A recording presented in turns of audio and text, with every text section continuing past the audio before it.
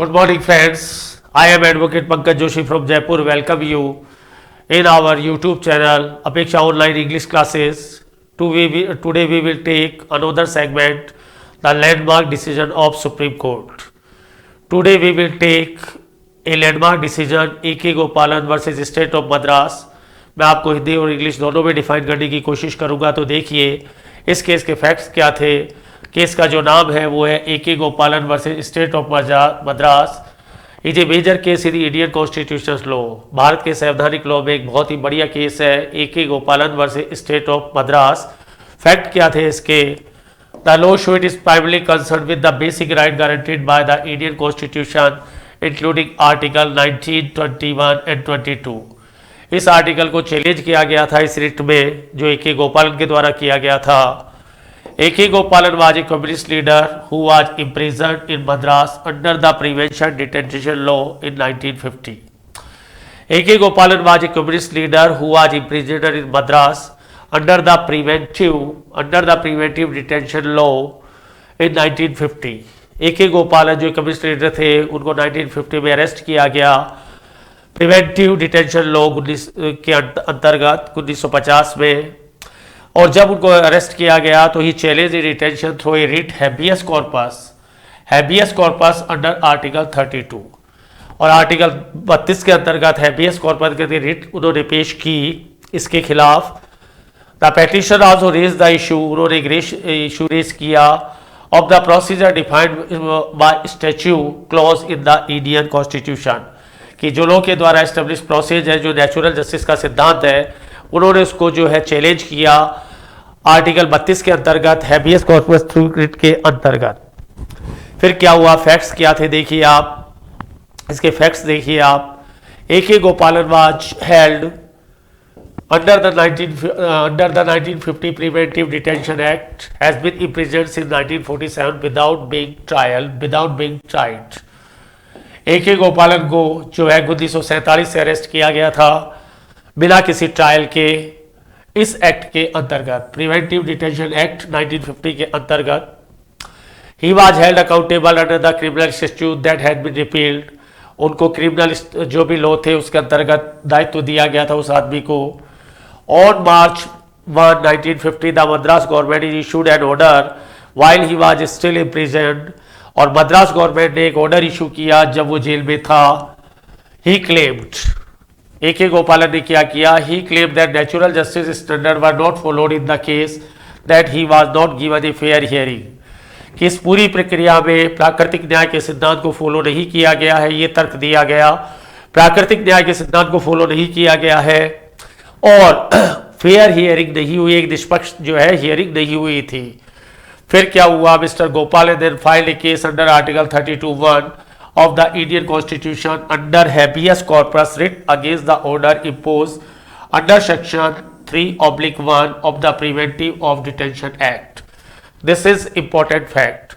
32/1 में एक रिट जो है पेश की गई आपकी सेक्शन 3/1 जो था प्रिवेंशन ऑफ डिटेंशन एक्ट के खिलाफ। इन्होंने एक रिट पेश की 32(1) में हैबियस कॉर्पस के खिलाफ।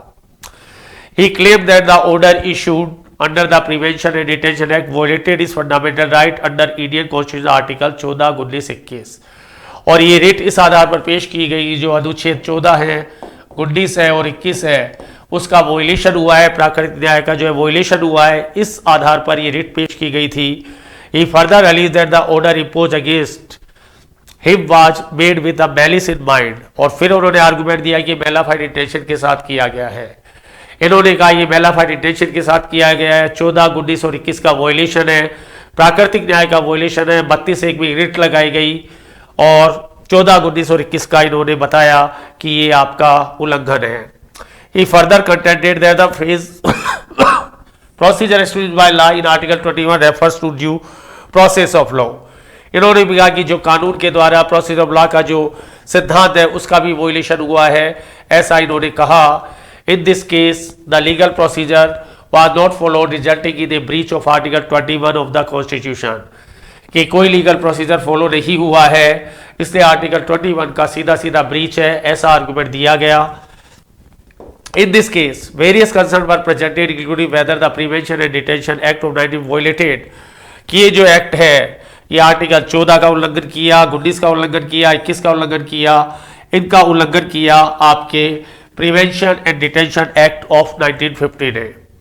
Second, is there any link between Article 19 and 21 of the Constitution and at last is natural justice infringed or not?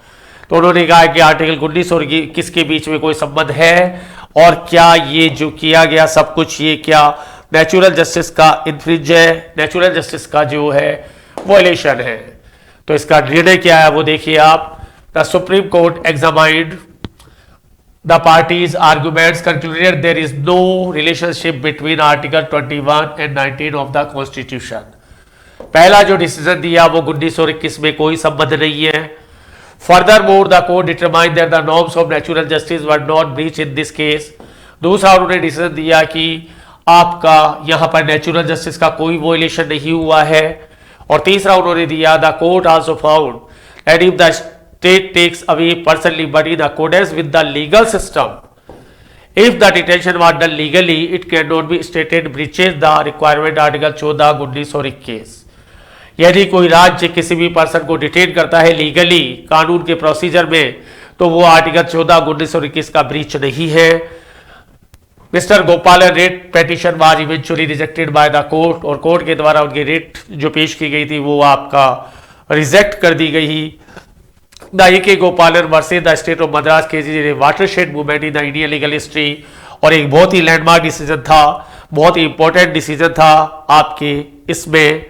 और लास्ट में उन्होंने कहा the court supported the notion of legal procedure and stated that the due process clause and international human right treaties apply in the Indian courts कि कानून के भारत के court में जो प्रक्रिया है और जो आपके मानव अधिकार है वो पूर्ण रूप से फॉलो होते हैं. इसलिए ये 14, 19 और 21 का आर्टिकल नहीं है. मैं संक्षेप में और ब्रीफ कर देता हूँ.